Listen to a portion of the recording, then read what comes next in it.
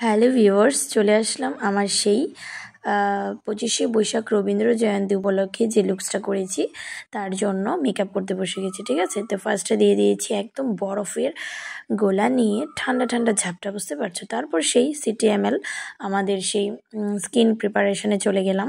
ফার্স্টে টোনার, তারপর ময়শ্চারাইজার অবশ্যই, তারপর তোমার প্রাইমার, তারপর একে একে যা দেওয়া থাকে দিয়ে তারপর তোমার শুরু করে দিয়েছি প্রোডাক্ট। ঠিক আছে, তো 25শে বৈশাখ দিনটা অ্যাকচুয়ালি খুবই খুবই মানে কি বলবো, একটা খুব ভালো দিন, যেটা নাকি আমরা ছোট্টবেলা থেকে সেই কবিগুরুর উদ্দেশ্যে ফুলের তোড়া নিয়ে স্কুলে যেতাম, তাই না বলো? সে কথাগুলো না একদম মনে পড়ে যায়। সেই ফুলের তোড়া নিয়ে স্কুলে যেতাম, সব ফ্রেন্ডসরা মিলে অনেক স্কুলে প্রোগ্রাম হতো, তো সেখানে অনেক মজা করতাম, সব কিছু মনে পড়ে যায়। তো সেই জন্য এখন তো আর স্কুলে যাওয়া হয় না, তো বাড়িতে বসে নিজের কাজ নিয়ে একটু কারুকার্য করলাম। তো তোমাদের কীরকম লাগলো অবশ্যই জানিও মেকআপটা। ঠিক আছে, একে একে দেখো, এখানে আই মেকআপ একদম সিম্পল করেছি, যেহেতু জাস্ট আমি কিছু মানে শ্যুটের জন্য, মানে নিজেই, ঠিক আছে, কোথাও বেরোবো না।